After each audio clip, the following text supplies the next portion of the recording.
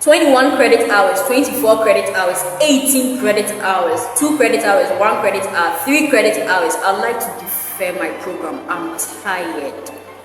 On-campus teaching, off-campus teaching, what are all these? These are terms being used at the Teachers Training College, and that is why it's very essential for you as a fresh applicant to take note of all these things. Hello there, my name is Lottie. I do create educational content for your perusal. In this video, I'm going to talk about the basic terms you need to know before you even get to Teachers Training College. If you're already in Teachers Training College, probably you do not know what deferment is, what the major course is, what on-campus is, what off-campus is, and that is why in this video I'm going to elaborate more on these specific terms. Do stay tuned and stay connected. First of all, I'm going to talk about credit hours. Now, as a fresher, when you get to campus, we have what we call credit hours. When we say credit hours, these are the courses you're going to read for a semester.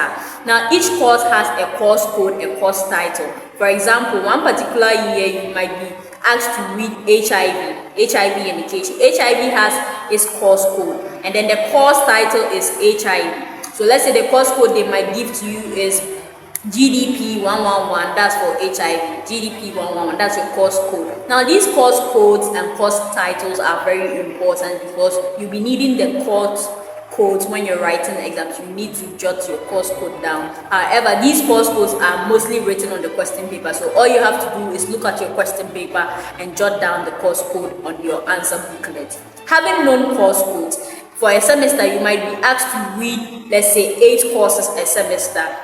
Now, what is credit hours? Since you are being asked to read 8 courses a semester, each course has a credit hour. The credit hour could be 1 hour, 2 hours, 3 hours. Now, if let's say you are being given 8 courses to read per semester, each course given to you is 2 credit hours. Now, with the 2 credit hours, all you have to do is multiply these 2 credit hours by the total number of courses you are being offered to read for a semester. So let's say if we are being offered 8 courses, then 8 times 2 is 16. So 16 credit hours for a semester.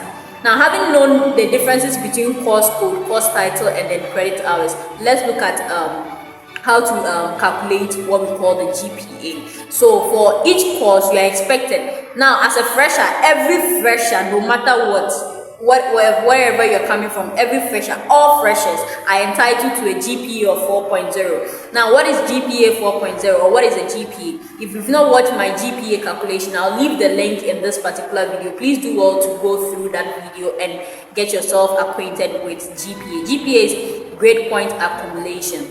So as a fresher, you should know that we have these classes. We have first class. Please, we do not have first class lower. We have first class, second class upper, second class lower, third class, and pass. Anything beyond pass does not guarantee you a certificate. If you get anything beyond pass, please, you are not going to be awarded a certificate. That means your 4-year stay on campus was wasteful. The underlying word here is wasteful. You've gone to school 4 years and you did not gain a certificate. This means that automatically you can't be employed in any firm to work.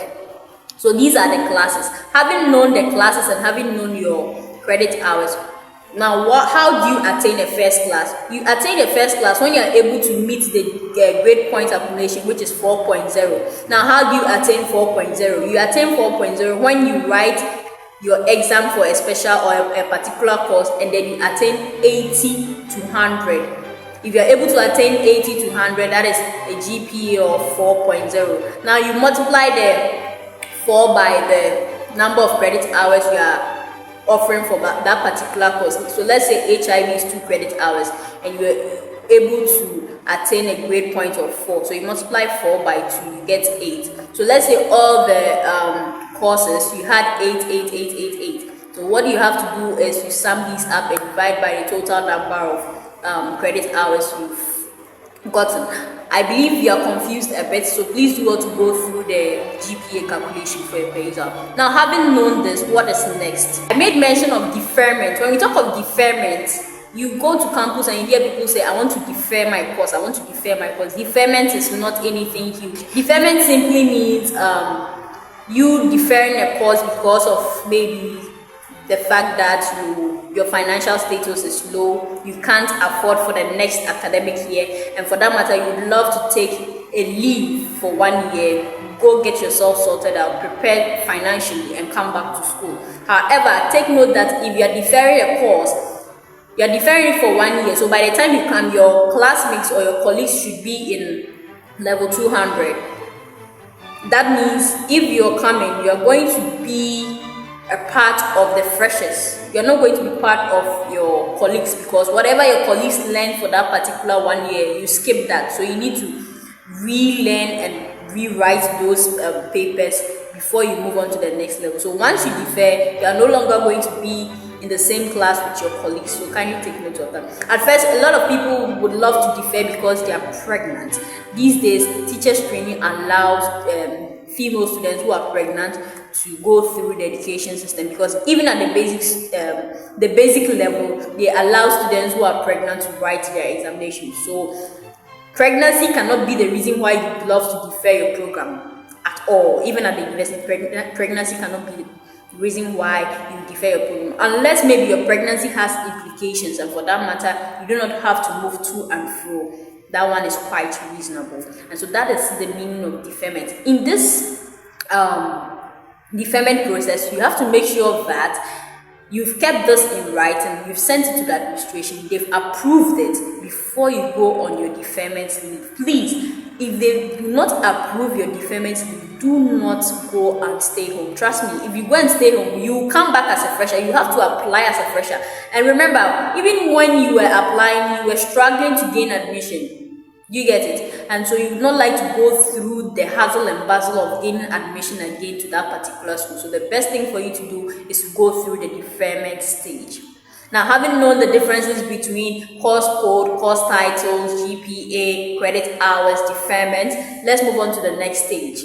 This next stage is very critical and sensitive. Why do I say this? When we talk of Resit, Resit is one of the things not all students would love to face, no matter what, because Resit mostly brings down your GPA. Resit makes you feel less.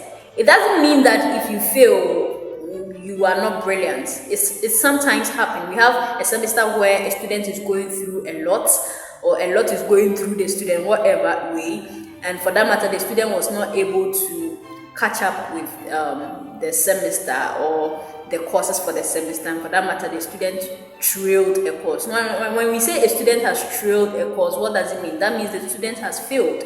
So before you can fail, your marks should be 49 and below. 50 upwards, 50 is D. However, some universities or some colleges have different grades as well. So if you get 49 and below, that means you've trailed a course. Now, when you trail a course, what happens? When you trail a course, you pay. And that is why I always advise students to learn hard. Even if it's D, get your D and go. To get a D is better than to trail. That's the truth. You get it? Because if you trail a course, you'll be asked to pay a sum of 150 cedis per course.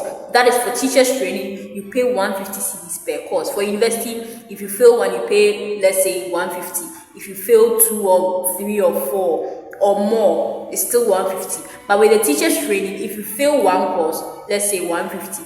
2 courses, 300 cedis. 3 courses, 450, in that order. So that's the meaning of trailing a course. That means you failed. Now, when you fail this particular course, what they normally do is when the students are on recess, that is when they're on vacation, you have to go and register for the exam. And then the unfortunate thing is that the exam might not hold on your campus. That is wherever you're schooling. It might hold on a different teachers training college, and that is where you have to go.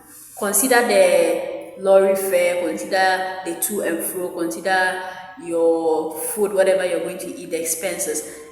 Why not sweat?